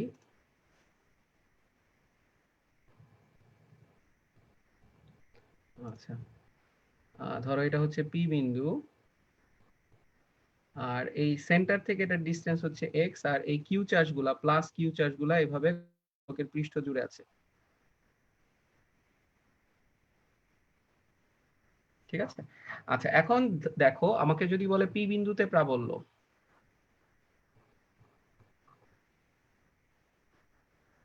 পি বিন্দুতে প্রাবল্য আমরা কি বলতে পারি? পি বিন্দুটা কি গোলকের বাইরে আছে না? সো গোলকের বাইরের যে কোনো বিন্দুতে প্রাবল্য আমরা হিসাব করতে পারি যে পুরা চার্জটা পৃষ্ঠে না থেকে সেন্টারে বিবেচনা করব। তাহলে আমি বলতে পারি সেন্টারে ওই প্লাস কিউ কুলম্বটাকে আমরা বিবেচনা করে নিতে পারবো। আমরা যদি একটু ডিফারেন্ট কালার দেই, আমরা এখানে চিন্তা করে নিতে পারবো যে ওই কিউ আধানটা এইখানে রয়েছে, এটাই এখানে চলে আসছে, ঠিক আছে? তাহলে কিউ আধানটা যদি সেন্টারে বিবেচনা করি তখন এটা বিন্দু চার্জ, বিন্দু চার্জ থেকে এক্স দূরে প্রাবল্য কিভাবে বের করব? আমরা এক্স দূরে প্রাবল্য বের করব হচ্ছে আমাদের যে ফর্মুলা রয়েছে, E equal to 1/4 pi epsilon not, বিন্দু চার্জের জন্য ফর্মুলা। কিউ চার্জ রয়েছে সেন্টারে বিবেচনা করতেছি এবং ডিসটেন্স হচ্ছে এক্স স্কয়ার, ঠিক আছে? আর পি বিন্দুটা হচ্ছে সেই বিন্দু যেখানে যেখানে এক্স হচ্ছে গ্রেটার অর ইকুয়াল হচ্ছে আর, কারণ আমরা বলছিলাম যে এটা গোলকের শুধু বাইরের বিন্দুর জন্য হবে, গোলকের বাইরের বিন্দুর জন্য আমরা চিন্তা করে নিতে পারবো যে পুরা চার্জটা সেন্টারে রয়েছে। আর এই আরেকটা পয়েন্ট ধরতে পারি, এটা হচ্ছে পি প্রাইম, যেটা হচ্ছে গোলকের ভিতরে পি প্রাইম বিন্দুতে প্রাবল্য সেটা হবে হচ্ছে ই সমান ই সমান সমান 0। কারণ কি বলতো, কেন পি প্রাইম বিন্দুতে 0 হবে? একজন একটু আনমিউট করে বলো। বলরেখা থাকবে না তাই। বুঝি নাই। গোলকের বলরেখা ভিতরে ভিতরে থাকবে তো না। প্রাবল্য বলরেখা থাকবে না, আর গোলকের ভিতরে প্রাবল্য সব জায়গায় 0, ঠিক আছে? তো এটা একটু লিখে রাখতে পারো, গোলকের ভিতরে সব জায়গায়, গোলকের ভিতরে আমি তো লিখছি স্যার একবার। প্রাবল্য 0। আমরা ম্যাথ গুলা দেখবো যে এই জিনিসগুলো আমাদের করতে হবে। পি প্রাইম বিন্দুতে ই হচ্ছে 0, এটা কখন? ইফ এক্স লেস দেন হচ্ছে আর। তাহলে আমরা দুইটা কন্ডিশনে পাইলাম, একটা হচ্ছে যদি এক্স গ্রেটার দেন আর হয় তখন আমরা ফর্মুলা ইউজ করব বিন্দু চার্জের ফর্মুলা, এবং দূরত্বটা নিব হচ্ছে এই এক্সটা হচ্ছে কি, এই এক্সটা হচ্ছে কেন্দ্র থেকে দূরত্ব, এটা একটু খেয়াল রাখো, এটা হচ্ছে সেন্টার থেকে দূরত্ব, কেন্দ্র হতে দূরত্ব। তো প্রমি, তুমি তো আজকে আমাদের মহাকর্ষীয় প্রাবল্য এবং বিভব পড়ছো, দুইটার মধ্যে কি মিল পাইতেছো? জি স্যার। ওইখানে আমরা কেন্দ্র থেকে দূরত্ব নিয়ে কিন্তু কাজ করছিলাম, ওখানে কিন্তু এক্সপ্লেইনও করছিলাম কেন নিছিলাম। তো একবারে দুইটা জিনিস একই রকম, ঠিক আছে? খালি একটা পার্থক্য আছে, ওইখানে কিন্তু মহাকর্ষীয় প্রাবল্য 0 হয়েছিল না, নিরেট, ওইখানে যখন নিরেট গোলক চিন্তা করছিলাম তখন কিন্তু মহাকর্ষীয় প্রাবল্য ভিতরে শূন্য হয় না, কারণ এখানে যেমন চার্জগুলো শুধু পৃষ্ঠে ছিল, ভর তো আর পৃষ্ঠে থাকবে না। যখন নিরেট গোলক হবে তখন ভিতরেও কিছু ভর থাকবে, ফলে ওগুলার তো একটা প্রভাব থাকবে, ওইটার জন্য একটা প্রাবল্য তৈরি হয়েছে। তো যারা আজকে এই ক্লাসটা করতেছো তারা এর আগে আমরা যে 5টার সময় একটা ক্লাস নিছি মহাকর্ষীয় প্রাবল্য বিভব, একই সাথে দেখে ফেলো, তাহলে ইজি হবে অনেক বোঝাটা। ওকে, সো আমরা মোটামুটি তাহলে দুইটা জিনিস দেখে ফেলছি। এখন আসো যে আমরা এই জিনিসটাকে এবার বিভবে নিয়ে যাব। বিভবে যাওয়ার আগে এটার একটা গ্রাফ যদি আমরা আঁকতে চাই তাহলে গ্রাফটা কেমন হবে আমরা একটু দেখি সবাই। প্রাবল্যের গ্রাফ আঁকতে যাচ্ছি।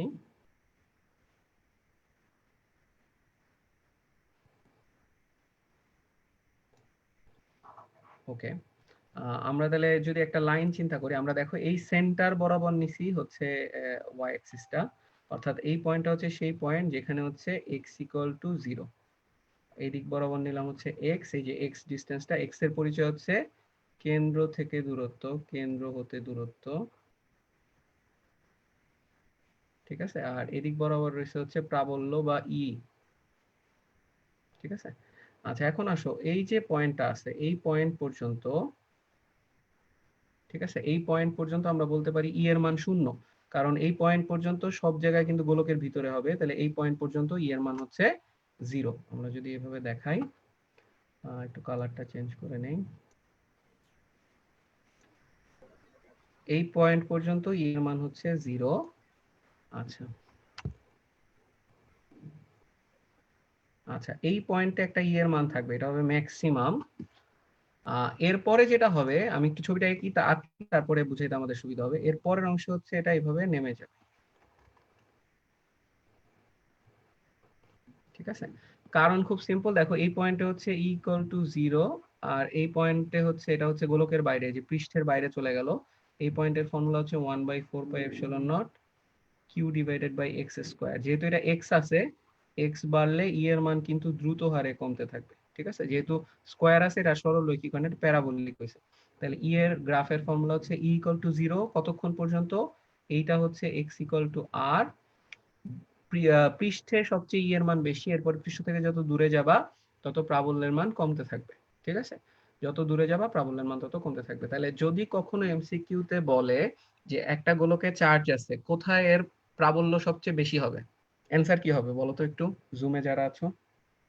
পৃষ্ঠে পৃষ্ঠে, পৃষ্ঠে ই এর মান সবসময় বেশি হয়, ঠিক আছে। তাহলে আমরা এখানে লিখে দিতে পারি এই ই ম্যাক্স হচ্ছে কত হবে, এট সারফেসে বা পৃষ্ঠে সবচেয়ে বেশি হবে, ঠিক আছে। এখন আরেকটা জিনিস আমি একটু দেখাইতে চাই, আমরা যখন একটা গোলকে তোমার হচ্ছে আঁকছিলাম, বলরেখাগুলো আঁকছিলাম, তোমাদের যদি একটু মনে থাকে, বলরেখাগুলো কি এইভাবে বেরোয়ছিল না? আচ্ছা আমি হাত দিয়ে আঁকি, এটা তাহলে সুবিধা হবে। বলরেখাগুলো এইভাবে বেরোয়ছিল। সো প্রমি আমাকে বলো তো, বলরেখার ঘনত্ব সবচেয়ে বেশি কোথায় হবে? সারফেসে। সারফেস। তাহলে দেখো তো আমাদের কথা কি মিলে গেছে না, যেখানে ঘনত্ব সবচেয়ে বেশি বলরেখার সেখানে প্রাবল্যও বেশি। তাহলে সারফেসে বলরেখার ঘনত্ব হচ্ছে ম্যাক্স, তাই প্রাবল্য ম্যাক্স, ও ম্যাক্স, ঠিক আছে। হ্যাঁ আবার বলবো?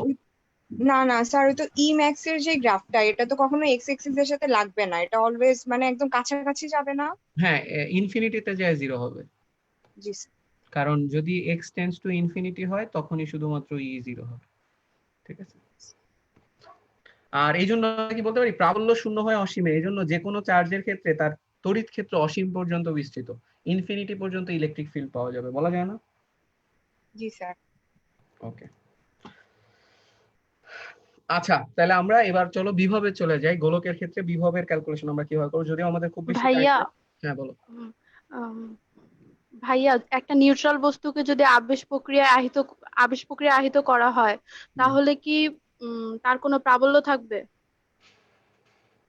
অবশ্যই, যে কোনো চার্জিত বস্তুরই প্রাবল্য থাকবে, আশেপাশে তার প্রভাব থাকবে।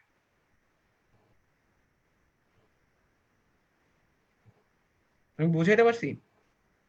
মানে তুমি পোলারিটি তৈরি করবা, তো পজিটিভ নেগেটিভ দুই সাইডে তৈরি করবা, তখনই ও বলরেখা মানে বলরেখা থাকবে, ভিজুয়ালাইজ করতে পারবা, বা তড়িৎ প্রাবল্য থাকবে আশেপাশে। আচ্ছা ঠিক আছে ভাই। ওকে ঠিক আছে, তাহলে আমরা হ্যাঁ বলো। যে আবেশ প্রক্রিয়ায় আমরা পোলারিটি তৈরি করার সময় যে দেখাইছিলাম যে চার্জ গুলি দুই পাশে চলে যায়, এগুলো কি সারফেসে? হ্যাঁ আলটিমেটলি সারফেসেই থাকে। ওকে ভাই, ঠিক আছে। আলটিমেটলি সারফেসেই থাকে। ওকে স্যার তখন তো আর বলরেখাগুলা তাহলে তো অসীম হবে না। বলরেখা অসীম হবে না মানে তখন তো প্রাবল্যটা অসীম হবে না, তাই না? তো ওই পাশে চলে যাবে না সবগুলা? অসীম মানে অসীমে প্রাবল্য শূন্য হবে। এটা তো আমরা দেখলাম যে অসীম যদি x টেন্ডস টু ইনফিনিটি হয় তখন ই হচ্ছে 0 হবে, অসীমের প্রাবল্য শূন্য হবে। আচ্ছা ওকে, এবার আসো হচ্ছে আমরা তাহলে বিভবে চলে যাই। গোলকের ক্ষেত্রে বিভব, গোলকের ক্ষেত্রে আমার লেখা কি মোটামুটি বোঝা যাচ্ছে? জি ভাইয়া বোঝা যাচ্ছে। আচ্ছা, তাহলে potential, electric potential for sphere. আচ্ছা, এই ক্ষেত্রে আমি যদি দেখাই,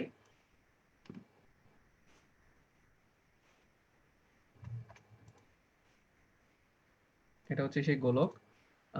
এখন গোলকের ক্ষেত্রে আমরা একটা জিনিস একটু বলবো, আমি এটা খুব বেশি প্রাবল্য যেমন অনেক এক্সপ্লেইন করছি, এটা অত এক্সপ্লেইন করব না। ইনফিনিটি থেকে যদি আমি নিয়ে আসি, ধরো এখানে কিউ কুলম আধান আছে, এখানে পজিটিভ চার্জ আছে কিছু। আচ্ছা, ইনফিনিটি থেকে যদি একটা +1 কুলম চার্জ নিয়ে আসি, তাহলে যে কাজ করতে হয় মনে আছে, সেটাকে আমরা বিভব বলি। যে অসীম থেকে একক ধনাত্মক আধান আনতে, +1 কুলম চার্জকে আনতে তড়িৎ ক্ষেত্রে যে পরিমাণ ওয়ার্ক ডান হয়, যে পরিমাণ কাজ হয়, সেটাকে আমরা বলি হচ্ছে ওই বিন্দুর বিভব। তাহলে এখানে +1 কুলম চার্জকে যদি আমি পি বিন্দুতে আনি, ধরো পি বিন্দুর বিভব এখান থেকে ঠেলে ঠেলে পি বিন্দুতে নিয়ে আসবো, পি বিন্দুতে নিয়ে আসতে যে ওয়ার্ক করা লাগবে সেটাই হবে হচ্ছে ভিপি। ভিপি কে বলতে পারি অসীম থেকে +1 কুলম চার্জকে পি বিন্দুতে আনতে যে কাজ করা লাগে, পি বিন্দুতে আনতে কৃত কাজ। ঠিক আছে, তাহলে এখন আমাকে একটু বলো যে এটাও তো ওই একই সমস্যা, যে ভি এর ফর্মুলা আমরা যদি এটা লিখতে যাই 1/4πε0 Q/r, এই ফর্মুলাটা শুধুমাত্র কখন প্রযোজ্য জানো? বিন্দু চার্জের জন্য। তাহলে অনলি ফর বিন্দু চার্জ, ঠিক না? এখানে কি এটা বিন্দু চার্জ? এখানে কিন্তু বিস্তৃত অবস্থায় রয়েছে, ঠিক না, এই যে প্লাস কিউ চার্জ গুলা, তাহলে এটা কিন্তু আমরা ইউজ করতে পারতেছি না। কিন্তু আমরা এই অ্যানালজিটা তো চিন্তা করতে পারি আবারও, যেহেতু বাইরে বলরেখা সেম ছিল, তড়িৎ ক্ষেত্র সেম ছিল, তাহলে সেন্টারে চার্জগুলো থাকলে যেরকম বাইরে তড়িৎ ক্ষেত্র তৈরি করে, সারফেসে থাকলে একই রকম তড়িৎ ক্ষেত্র তৈরি করে। তাহলে এই +1 কুলম চার্জকে গোলকের পৃষ্ঠে চার্জগুলো থাকা অবস্থায় আনতে যে ওয়ার্ক করা লাগবে, যে কাজ করা লাগবে, কেন্দ্রে থাকা অবস্থায় কি সেম কাজই করা উচিত, কারণ বাইরে বলরেখা সেম, বল সেম, সবকিছুই তো সেম। তাহলে যেই বলের এগেইনস্টে এই চার্জটাকে নিয়ে আসবা, ওই বল তো পৃষ্ঠে থাকলেও যেরকম দিবে, সেন্টারে থাকলেও একই রকম দিবে। তাহলে আমরা কি চিন্তা করে নিতে পারি যে সেন্টারে চার্জগুলো আছে, তখন ওটা আমরা একটা বিন্দু চার্জ হিসেবে ক্যালকুলেট করতে পারবো। আমার কথা কি বোঝা গেছে? আমি কারো শুনতেছি না। জি ভাইয়া বুঝতে জি পারছি। স্যার বুঝতে পৃষ্ঠে পারছি। স্যার বোঝা যে বল যাচ্ছে। দিবে, যে ভাইয়া বাধা দিবে ওকে আসতে, সেন্টারে থেকে তো একই বাধা দিবে, কারণ বলরেখা সেম টাইপের হয়। ঠিক আছে, তাহলে সেন্টারে যদি আবার ধরে নেই, তাহলে সুবিধা হচ্ছে তখন ওটা বিন্দু চার্জ হয়ে গেল, তখন এই ডিসটেন্সটা আমরা নিলেই হয়ে যাবে, এক্স ডিসটেন্সটা। তাহলে আমরা বলতে পারি যে পি বিন্দুতে বিভব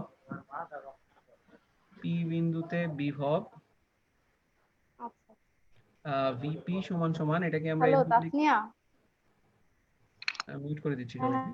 ওকে, সো পি বিন্দুতে বিভব হবে হচ্ছে 1/4πε0, পি বিন্দুতে বিভব হবে হচ্ছে 1/4πε0 Q/x। দেখো তোমরা বুঝতেছো কিনা যে এখানে Q/x কেন হলো? খুব সিম্পল, আমরা ওই যে বিন্দু চার্জ থেকে দূরত্ব নিয়ে নিছি, বিন্দু চার্জ থেকে যেহেতু এটা x দূরত্বে, যেখানে x হচ্ছে কেন্দ্র থেকে দূরত্ব, x হচ্ছে কেন্দ্র থেকে দূরত্ব, কেন্দ্র হতে দূরত্ব। ঠিক আছে, আর এই যে এই ফর্মুলাটা তখনই আমরা ইউজ করতেছি if x is greater than or equal to হচ্ছে r। আমাকে একটু জানাও তোমরা বুঝছো কিনা, যে গোলকের বাইরে যখন হিসাব করতেছি তখন কিন্তু ওই বিন্দু চার্জ ধরে হিসাবটা করব এবং গোলকের কেন্দ্র থেকে দূরত্বটা নিয়ে কাজ করব। ঠিক আছে, ক্লিয়ার? আনমিউট করে ক্লিয়ার? জি স্যার। ওকে, জি এবার স্যার। আসো, এবার আসো যে আমরা যদি ভিতরে একটা পয়েন্ট নেই, আমরা ভিতরে একটা পয়েন্ট যদি নেই, পি প্রাইম একটা পয়েন্ট নিলাম, ঠিক আছে, পি প্রাইম বিন্দুতে বিভব কি হবে? পি প্রাইম বিন্দুতে বিভব বা পটেনশিয়াল, এটা কি হবে বলতে পারবা? ভিপি প্রাইম 0 হবে। আচ্ছা, অনেকেরই মনে হইতে পারে 0, অ্যান্সার হচ্ছে না, 0 হবে না। কি হবে বলতে পারবা? নেগেটিভ। আচ্ছা, একটু তোমরা সবাই চিন্তা করো যে অসীম থেকে, এটা তো অসীম ঠিক না, অসীম থেকে +1 কুলম্ব চার্জে নিয়ে আসবা, তুমি যখন পি প্রাইম নিয়ে আসতেছো, কেউ কি তোমাকে বাধা দিচ্ছে না, নাকি বাধা দিচ্ছে আসলে? এই যে অসীম থেকে যে তুমি পি প্রাইম বিন্দু পর্যন্ত নিয়ে আসলে, এই যে পি প্রাইম, এই পি প্রাইম পর্যন্ত যে নিয়ে আসলে অসীম থেকে, বাধা কিন্তু দিবে। একটা জায়গায় বাধা পাবা না, সেটা হচ্ছে গোলকের ভিতরে যখন একবার ঢুকে যাবে। আমি কি বলতে পারি, গোলকের ভিতরে তো কোনো বল থাকে না, প্রাবল্য থাকে না। তো গোলকের ভিতরে যখন চলে যাবা, যেমন এখানে +1 কুলম্ব রাখতেছো, আমি জাস্ট দেখাই, এই সবগুলা পজিটিভ চার্জ মিলে তো ওকে এদিক বরাবর বিকর্ষণ করবে। ঠিক আছে, এই সবগুলা পজিটিভ চার্জ মিলে কিন্তু ওকে বিকর্ষণ করবে। যত কাছে আসবা ওকে কিন্তু ওই বিকর্ষণ বলের বিরুদ্ধে নিয়ে আসতে কাজ করতে হবে। পৃষ্ঠ পর্যন্ত আনলা, পৃষ্ঠ পর্যন্ত আনতে তোমাকে একটা কাজ করতে হবে, বাট যখনই তুমি পৃষ্ঠের ভিতরে চলে যাবা, তখন কি আমি বলতে পারি এক্সট্রা কোনো কাজ করা লাগে না? প্রমি? জি স্যার। গোলকের পৃষ্ঠ পর্যন্ত নিতে সবাই মিলে ওরে বল দিছে, কারণ বলরেখাগুলো এক্সিস্ট করতেছে, প্রাবল্য এক্সিস্ট করতেছে। তো পৃষ্ঠ পর্যন্ত নিতে তোমাদের কাজ করতে হয়েছে, ঠিক আছে। বাট যখন তুমি একবার পৃষ্ঠের ভিতরে ঢুকে যাবা, তখন কিন্তু আর কোনো এক্সট্রা ওয়ার্ক করা লাগতেছে না, কারণ পৃষ্ঠের ভিতরে তো কোনো বলরেখা নেই। তাহলে আমরা এই কথাটা একটু লিখে ফেলতে পারি, পৃষ্ঠের ভিতরে এটা তো স্যার জিরোই হলো, কারণ কাজ যেহেতু করা লাগলো না। বলরেখা থাকে না, না পৃষ্ঠ পর্যন্ত আনতে তো কাজ করতে হয়েছে, তোমাকে তো আনতে হবে আলটিমেটলি অসীম থেকে। তো অসীম থেকে পৃষ্ঠ পর্যন্ত নিতে, সারফেস পর্যন্ত নিতে কাজ করতে হয়েছে। এরপরে ভিতরে ঢুকতে আর কোনো কাজ করা লাগে না। তাহলে বলতে পারি সারফেস পর্যন্ত আনতে যে কাজ করা লাগছে ওটাই হচ্ছে ভিতরের যে কোনো বিন্দুর বিভব। ও আচ্ছা আচ্ছা। ভাইয়া তাই তাহলে আমরা কেন্দ্র থেকে দূরত্ব কেন নিব? আমরা তো পৃষ্ঠ থেকে দূরত্ব নিতে পারতাম, পৃষ্ঠ থেকে পি বিন্দু পর্যন্ত এক্স দূরত্ব নিতে পারতাম, কেন্দ্র থেকে কেন দূরত্ব নিচ্ছি? আহ ওই যে আবারও কথা, পৃষ্ঠ থেকে যে নিবা, পৃষ্ঠে কি বিন্দু চার্জ নাকি ছড়ানো চার্জ রয়েছে? ছড়ানো চার্জ। ছড়ানো চার্জের জন্য আমার কোনো ফর্মুলা নাই, ঠিক আছে। কিন্তু আমরা দেখো একটু আগে যে ছবিটা আঁকছিলাম, মনে আছে যে কেন্দ্রে বিবেচনা করে নিয়েছিলাম, আর যখন পৃষ্ঠে ছিল বলরেখা কি এরকম ছিল না? এটার ক্ষেত্রে এইভাবে হয়েছিল, আর তুমি যদি জোর করে কেন্দ্রে বিবেচনা করো তখন এরকম ছিল। এখন আমরা বলছিলাম যে দুইটার পার্থক্য একটাই, যে এখানে অ্যাকচুয়ালি ভিতরে কোনো বলরেখা থাকে না, আর এখানে ভিতরেও বলরেখা থাকে। আর সিমিলারিটি কি, গোলকের বাইরে দুইটার বলরেখা দেখতে সেম রকমই হয়। এখন গোলকের বাইরে বলতে তো একটা অংশ তো পৃষ্ঠ, তাহলে পৃষ্ঠে থেকে গোলকের পৃষ্ঠে যেরকম বলরেখা হয়, কেন্দ্রে থেকেও গোলকের পৃষ্ঠে একই রকম বলরেখা হয়। এই জন্য পৃষ্ঠের যে কোনো ক্যালকুলেশনও কিন্তু তুমি বিবেচনা করতে পারবা চার্জগুলা কেন্দ্রে রয়েছে। আমি কি বুঝাইতে পারছি যে পৃষ্ঠে তো বলরেখার ঘনত্ব একই রকম থাকে দুই ক্ষেত্রে, তাহলে পৃষ্ঠের যে কোনো ক্যালকুলেশনে চার্জগুলাকে পৃষ্ঠে না ধরে কেন্দ্রে বিবেচনা করে নিতে পারবো, তখন এটা বিন্দু চার্জ। কিন্তু ভাইয়া বিভব মানে তো আমি 1 কুলম্ব চার্জকে আনতে কি পরিমাণ কাজ করতেছি, যে কিন্তু আমার মানে গোলকের ভেতরে তো কোনো কাজই করা লাগতেছে না। গোলকের তাহলে পৃষ্ঠ থেকে ভিতরে নিতে আর কাজ করা লাগতেছে না, কিন্তু অসীম জি থেকে ভাইয়া। পৃষ্ঠ পর্যন্ত আনতে তো কাজ করা লাগছে। জি আবারও বলি, দেখো এই যে পি প্রাইমের বিভব হবে হচ্ছে অসীম থেকে পি প্রাইমে আনতে একটা +1 কুলম্ব আনতে কাজ, ঠিক না? এখন অসীম থেকে পি প্রাইম বিন্দুতে আনার কাজকে আমরা দুই ভাগে ভাগ করি, অসীম থেকে পৃষ্ঠ পর্যন্ত আনার কাজ প্লাস পৃষ্ঠ থেকে পি প্রাইম পর্যন্ত নিতে কাজ। এখন পৃষ্ঠ থেকে পি প্রাইম পর্যন্ত নিতে কোনো কাজ করা লাগেনি, কিন্তু অসীম থেকে পৃষ্ঠ পর্যন্ত আনতে তো কাজ করা লাগছে। আমি জি কি ভাইয়া বুঝাতে পারছি? লাগছে। হ্যাঁ, আচ্ছা। তাহলে কিন্তু অসীম ভাইয়া থেকে তাও আমি ভেতরের টুকু কেন নিব? মানে আমার তো এখানে কোনো কাজই করতে হচ্ছে না, তাহলে ওইটুকু দূরত্ব কেন নিচ্ছি? ওইটুকু দূরত্ব তো নিচ্ছি না। তুমি দেখো আমরা যেটা করতেছি যে অসীম থেকে পৃষ্ঠ পর্যন্ত আনলাম, এখানে কিন্তু সবাই ওকে বাধা দিছে, কাজ করছো। তাহলে এই কাজটা তো তুমি বাদ দিয়ে দিতে পারো না, কারণ তোমার বিভবের ডেফিনিশনই ছিল হচ্ছে অসীম থেকে তড়িৎ ক্ষেত্রে কোনো বিন্দুতে আধান আনতে কৃত কাজ, +1 কুলম্ব আধান আনতে। এখন অসীম থেকে তুমি +1 কুলম্ব চার্জকে পি প্রাইম বিন্দুতে আনছো, কোনোই কি কাজ করো নাই? অ্যান্সার হচ্ছে কিছু তো কাজ করছো, যেটা পৃষ্ঠ পর্যন্ত করা হয়েছে। পৃষ্ঠের পরে ভিতরে ঢুকাইতে আর কোনো এক্সট্রা কাজ করা লাগেনি। আচ্ছা ঠিক আছে, জি ভাইয়া বুঝতে পারছি। এখন তাহলে এটা কি জান্নাত ছিল? জি ভাইয়া। আচ্ছা, বুঝতেছি। ওকে, তো এখন খেয়াল করো, আমরা কি তাহলে বলতে পারি যে গোলকের ভিতরের যে কোনো বিন্দুর বিভব ক্যালকুলেট করতে হবে হচ্ছে পৃষ্ঠ পর্যন্ত বিভব ক্যালকুলেট করব, পৃষ্ঠ পর্যন্ত ওয়ার্ক ডান ক্যালকুলেট করব। পৃষ্ঠ যা বিভব হবে গোলকের ভিতরের যে কোনো বিন্দুর বিভবও সেমই হবে। নুসরাত একটু বুঝতেছো কিনা একটু জানাও কমেন্টে। তাহলে আমরা একটু লিখে ফেলি, গোলকের ভিতরের যে কোনো বিন্দুর বিভব, যে কোনো বিন্দুর বিভব ইকুয়াল টু লেখা যায় গোলকের পৃষ্ঠের বিভব।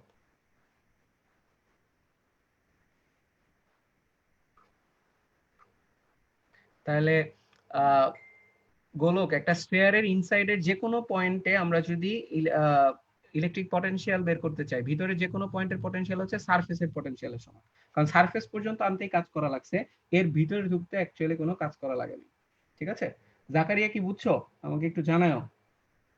ওকে, তো এবার আসো আমরা ওই ফর্মুলাগুলো আর গ্রাফটা দেখে ফেলি, যেটা দিয়ে আমরা শেষ করব। আমরা অনেকক্ষণ ওভাররান করে ফেলছি, তো চলো আমরা একটু দেখি। অনলাইন ক্লাস আসলে 1 ঘন্টার বেশি করা খুব ডিফিকাল্ট, আমার যেটা মনে হয় নেওয়াটাও খুব ডিফিকাল্ট। আচ্ছা, আমরা তাহলে একটা গোলক যদি আঁকি। ভাই ওটা জাকারিয়া না, আমি তানভীর ছিলাম। না, জাকারিয়া ইসে আছে, ফেসবুকে আছে, জাক্কু। আচ্ছা, তো দেখো আমরা ঠিক একই ভাবে আমরা একটা গ্রাফ আঁকবো। ধরো এটা হচ্ছে ও বিন্দু, আমরা এক কাজ করি আর একটু বড় বড় গোলক দেই, তাহলে সুবিধা হবে। এটা হচ্ছে সেন্টার, ঠিক আছে, কয়েকটা রেখা যদি দেই।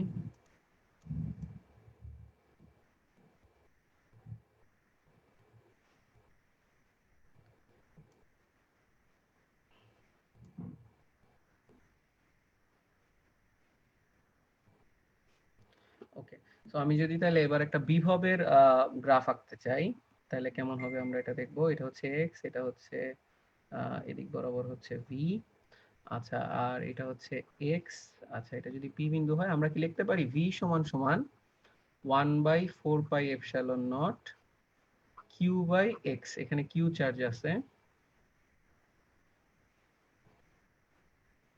এখানে হচ্ছে কিউ চার্জ আছে, Q by X if X is greater than R. আচ্ছা, আর আমরা কি বলতে পারি? ভি সমান সমান 1/4 pi epsilon naught Q by R হবে, যেখানে আর হচ্ছে ব্যাসার্ধ, আর হচ্ছে ব্যাসার্ধ, if X is less equal R.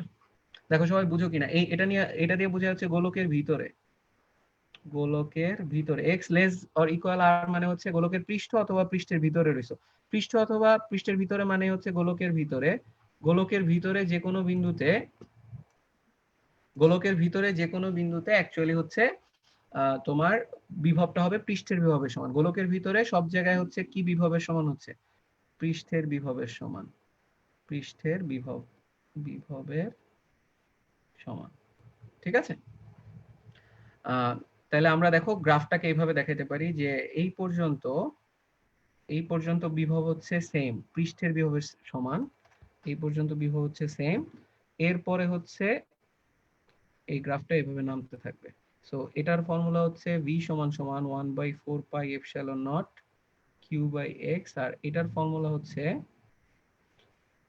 v সমান সমান 1/4 pi epsilon naught Q by R. যেহেতু ব্যাসার্ধ একটা কনস্ট্যান্ট, কিউ একটা কনস্ট্যান্ট, তাহলে ভিটা কনস্ট্যান্ট থাকতেছে এই পর্যন্ত।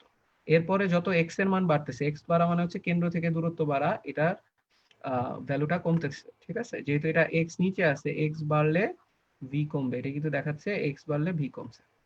ঠিক আছে, আমাকে একটু জানাও যে তোমরা বুঝছো কিনা, যারা বিশেষ করে দুই জায়গায় জানাও, ফেসবুক লাইভেও জানাও প্লাস হচ্ছে জুমেও জানাইতে পারো যে তোমরা বুঝতে পারছো কিনা এই পার্টটা। স্যার এটা তো প্যারাবোলা হবে না তাই না? নিচে তো স্কয়ার। এটা হাইপারবোলা হবে।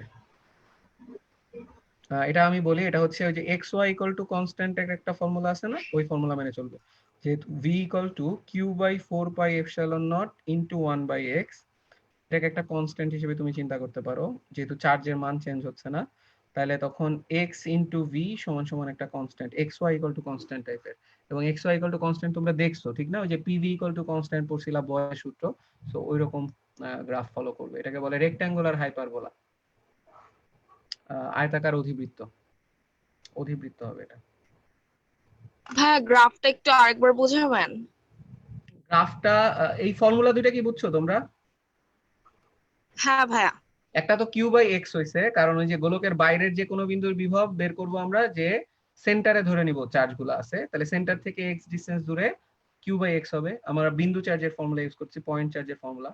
আর পরের যে ফর্মুলাটা আসলো, ভিতরে যে কোনো মানে এক্স লেস দেন আর মানে হচ্ছে গোলকের ভিতরে, ভিতরে তো যে কোনো বিন্দু বিভব হচ্ছে পৃষ্ঠের বিভবের সমান, তাহলে এখানে কিউ বাই আর, পৃষ্ঠে থাকা মানে হচ্ছে কেন্দ্র থেকে কত দূরে, কেন্দ্র থেকে আর দূরে আছে তাহলে প্লাস কিউ আধানকে যদি কেন্দ্রে বিবেচনা করো, আর দূরত্বে বিভবের ফর্মুলা হচ্ছে 1/4πε0 q/r। সো কিউ 1/4πε0 q/r যেহেতু একটা কনস্ট্যান্ট রাশি, এই জন্য বিভবটা কনস্ট্যান্ট হয়েছে। আমরা কি বুঝতে পারছি? বিভবটা কনস্ট্যান্ট হয়েছে। এরপরে হচ্ছে এক্স বাড়লে, এই যে দেখো তোমার এক্সটা হচ্ছে ভেরিয়েবল, এখানে আর কিন্তু ভেরিয়েবল না, ব্যাসার্ধ কিন্তু একটাই, এই জন্য এটা একটা কনস্ট্যান্ট রাশি ছিল। এরপরে আবার এটা কমা শুরু করছে, যেহেতু এক্স বাড়লে ভি কমতে থাকবে। বুঝছো যে কোশ্চেনটা করছিলা কে ছিল? আমি টের পাইনি। হ্যাঁ আমি রিফা। ও রিফার, তুমি কি বুঝতে পারছো? জি ভাইয়া এখন বুঝে গেছি। আচ্ছা, আর বাকিরা? জি স্যার জি ভাইয়া বুঝছি। বুঝতে পারছি। তাহলে দুইটা গ্রাফের জি স্যার বুঝছি। পার্থক্য বুঝছো তো? ই এর গ্রাফটা ছিল এরকম, ঠিক না? ই এর গ্রাফটা ছিল কিছুক্ষণ পর্যন্ত 0, তারপরে ম্যাক্সিমাম, এরপরে নামা শুরু করে দিছিল। ই ভার্সেস এক্স ছিল এটা। আর ভি এর গ্রাফটা হচ্ছে ভিটা কনস্ট্যান্ট, এরপরে হচ্ছে এক্স এর মান বাড়ার সাথে সাথে এই কেন্দ্র থেকে দূরত্ব যত বাড়বে তত এটা কমতে থাকবে। ঠিক আছে, তপন স্যারের বইতে এই গ্রাফটা দেয়া আছে, অত এক্সপ্লেইন করে নাই, মোটামুটি তো বুঝছি কিভাবে আসছে।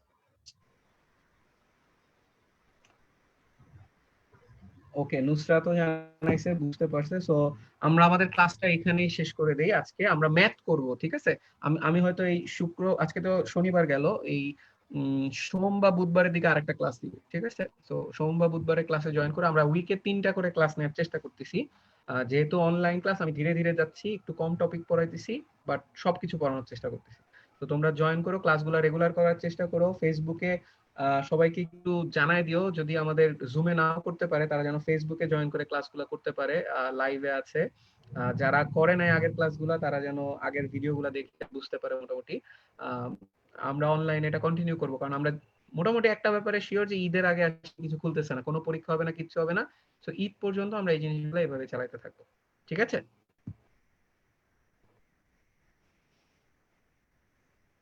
তো কারো কোনো কথা শুনতেছি না। জি স্যার একদম ঠিক আছে। ওকে ওকে, ঠিক আছে, তাহলে থ্যাংক ইউ ভেরি মাচ সবাইকে আসার জন্য। আমরা নেক্সট ক্লাসটা আমাদের এই পেজে খেয়াল রাখবা, সবসময় আর মেসেজ Okay, দিব ভাই। না, এখন থেকে আমি পেজে আপডেট দিয়ে দিব কখন কবে ক্লাস হবে, ঠিক আছে? শুক্র শনিবার গুলো মাস্ট, আর মাঝে মাঝে একটু চেক করো যে সোম থেকে বুধ বা রবি থেকে বৃহস্পতির মধ্যে অন্য কোনো ক্লাস আছে কিনা, ঠিক আছে? আচ্ছা ভাই, আসসালামু আলাইকুম। ওয়ালাইকুম আসসালাম, থ্যাংক ইউ ভেরি মাচ। আসসালামু আলাইকুম। স্যার আসসালামু আলাইকুম। ভাইয়া আসসালামু আলাইকুম। আল্লাহ হাফেজ ভাই। ওকে, আসসালামু আলাইকুম। ভাইয়া আসসালামু আলাইকুম। ওয়ালাইকুম আসসালাম।